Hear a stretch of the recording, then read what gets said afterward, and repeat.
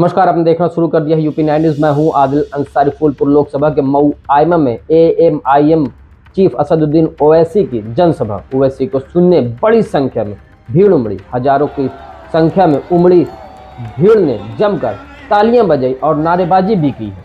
PDM प्रत्याशी महिमा पटेल के समर्थन में ओवैसी ने वोट भी मांगा। आपको बता दें, पीडीएम प्रत्याशी महिमा पटेल के समर्थन में मऊ आइमा के बहिराना चौराहे पर पीडीएम की जनसभा रखी गई, जहां डॉक्टर पल्लवी पटेल, कृष्णा पटेल, पीडीएम गठबंधन के तमाम नेता कार्यकर्ता भी मौजूद रहे। वहीं असदुद्दीन ओवैसी ने लंबा चौड़ा भाषण भी दिया। यहां ओवैसी का भाषण सुन युवाओं में एक जबरदस्त जोश देखने को मिला। जमकर नारेबाजी भी की। वहीं सुरक्षा व्यवस्था को ध्यान में रखते हुए डीसीपी, एसीपी, बड़ी संख्या में पुलिस फोर्स भी मौजूद दिखाई दी। आपको बता दें, असदुद्दीन ओवैसी को सुनने के लिए बड़ी संख्या में भीड़ उमड़ी। बहिराना के इस ऐतिहासिक मैदान में भीड़ के सारे रिकॉर्ड भी तोड़ दिए। मऊ आइमा मुस्लिम बहुल क्षेत्र है, ऐसे में ओवैसी के जनसभा के बाद माहौल बदला नजर आ रहा है। पीडीएम प्रत्याशी के समर्थन में ओवैसी ने वोट भी मांगे।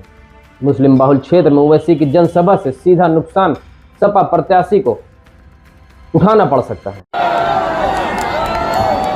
वो अंदर से आ रहे हैं।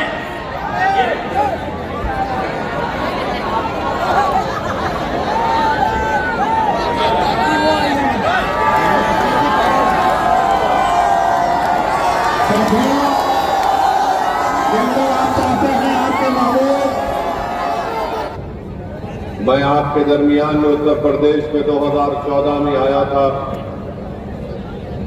2017 में आया, 2022 के विधानसभा के चुनाव में हम आए। मैं पहले भी वही बात कहा और आज भी वही बात कहने जा रहा हूं कि मुझे आप सच्चाई को बयान करने दीजिए। अगर मेरी बात से आपको तकलीफ होती है तो आप मुझे माफ कर दीजिए, या फिर ये समझिए कि एक दीवाने की पुकार है, ये दीवाना से पुकारता है। मगर मैं आपको सच्चाई बता रहा हूं। इस पार्लियामेंट की संसद फूलपुर है। यहां से पंडित नेहरू 3 मर्तबा के सांसद रहे,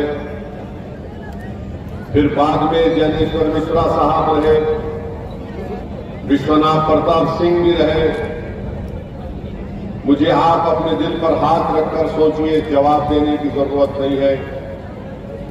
आपने सबको वोट दिया, मगर आज आपके पास क्या है बताइए? क्या आपके पास कोई ऐसी चीज है जिसको देखकर आप कह सकते हैं कि देखो, हमने, हमारे बुजुर्गों ने, हमारे दादा ने, हमारे नाना ने कांग्रेस का साथ दिया तो हमने इस चीज को हासिल किया? क्या आप ये जिम्मेदारी के साथ कह सकते हैं कि हमने ज्ञानेश्वर मिश्रा या विश्वनाथ प्रताप सिंह का साथ दिया तो हमने ये काम करवा लिया?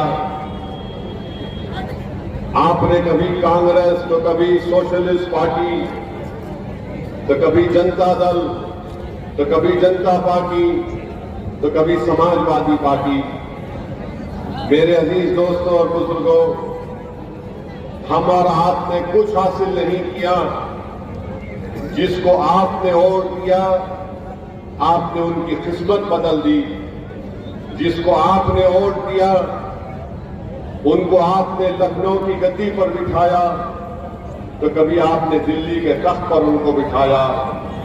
मगर जिसको आपने अपना वोट दिया, जिसको आपने अपनी दुआओं से, अपनी मेहनत से कामयाब किया, उन सब ने मिलकर हमको बर्बाद करने की कोशिश की।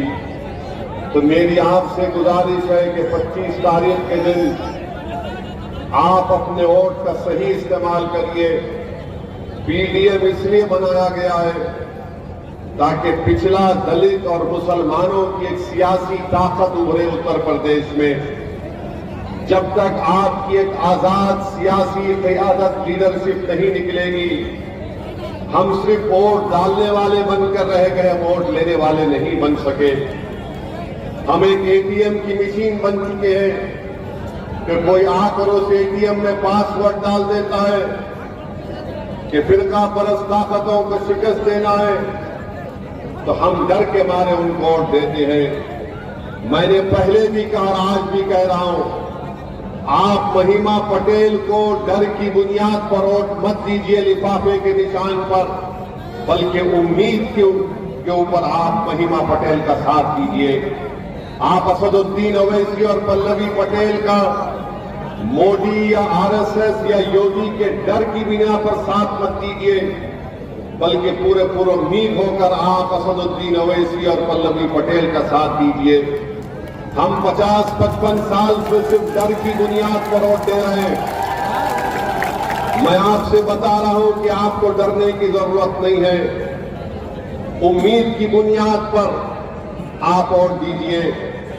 डर की बुनियाद पर हम वोट दे रहे हैं, इसीलिए हमारी तकालीफ में इजाफा हो रहा है, हमारी मुसीबतों में इजाफा हो रहा है। तो मेरी आपसे फिर से अपील है, याद रखिए, वोट एक अमानत है, इसका सही इस्तेमाल करिए।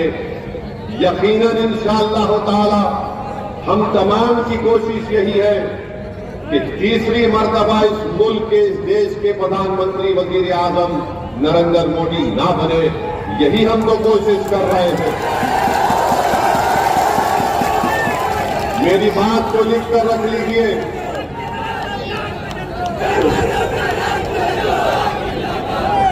मेरी बात को लिख कर रख लीजिए। मेरे भाषण के बाद बहुत से लोग बोलेंगे कि नहीं, ओवैसी अच्छा भाषण देता है, मगर क्या करेंगे, मजबूरी है, हमको समाजवादी पार्टी को वोट देना है। कितनी बार आप वोट देंगे समाजवादी पार्टी को, बताइए। 2014 के लोकसभा के चुनाव हुए, आपने बीजेपी को वोट नहीं दिया। क्या आपने बीजेपी को वोट दिया 2014 में, बताइए। 2017 के विधानसभा के चुनाव हुए, क्या आपने बीजेपी को वोट दिया?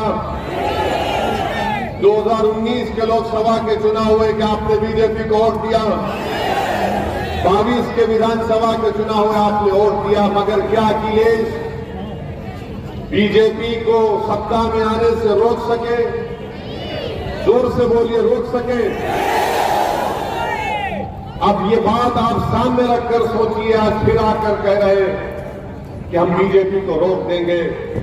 मैं आपको जिम्मेदारी के साथ कह रहा हूं, जब नतीजे आएंगे आप मेरी बात को याद रख लेना, इनमें ताकत नहीं है रोकने की बीजेपी को। ये नहीं रोक पाएंगे बीजेपी को। अगर बीजेपी को, आरएसएस को कोई रोक सकता है तो पिछड़ा, दलित और मुसलमान जब एक जगह जमा होंगे वो ही रोक सकते हैं। अखिलेश यादव जो सियासत क्या करते हैं, भाई साहब सुन लीजिए, मैं आपके जज्बात की कदर करता हूं, सुन लीजिए, मैं बहुत दूर से आया हूं। अखिलेश यादव जो सियासत करते हैं, क्या करते हैं? बोलते हैं कि MY की सियासत करता हूं, फिर कहते हैं कि उन्होंने PDA बनाया, और A का मतलब कुछ भी ले लेते हैं। मगर अखिलेश यादव सिर्फ और सिर्फ यादवों की भी नहीं, बल्कि अपने परिवार की सियासत करते हैं। आज उनके परिवार से कितने लोग पार्लियामेंट का इलेक्शन लड़ रहे हैं, बताइए। और वो बात करते हैं कि मुसलमानों के दरमियान में जाकर कहते हैं कि हम आपके साथ खड़े हैं, कितना टिकट आपने दिया उनको। मेरे अजीज दोस्तों और बुजुर्गों, याद रखिए, आपको बेवकूफ बनाया जा रहा है। सिर्फ आपका वोट हासिल करने के लिए आपके सामने आकर दिल फरेब बातें की जाती हैं, ताकि आपके दिल को खुश कर दिया जाए। बताइए, आज उत्तर प्रदेश में बुलडोजर किस पर इस्तेमाल होता है? बुलडोजर किस पर इस्तेमाल होता है, बताइए। क्या आपने कभी सुना अखिलेश को बुलडोजर के खिलाफ बोलते हुए? इसी फूलपुर से आपने मरहूम अतीक को कामयाब किया था, कोर्ट ने उनको सजा दी जरूर, उनके उनके हाथ में हथकड़ियां थी। सारी दुनिया के सामने, टीवी चैनल के सामने अतीक को गोली मार दी गई। बोलो वोट डालने वाले, मैं समाजवादियों से पूछ रहा हूं कि क्या तुम्हारा नेता अतीक का नाम ले सकता है? नाम नहीं ले सकते। नाम किसने लिया? असदुद्दीन ओवैसी ने कहा कि हां, कोर्ट ने जरूर उनको सजा दी है, मगर उनका कत्ल हुआ है। कैसे कत्ल हुआ बताओ?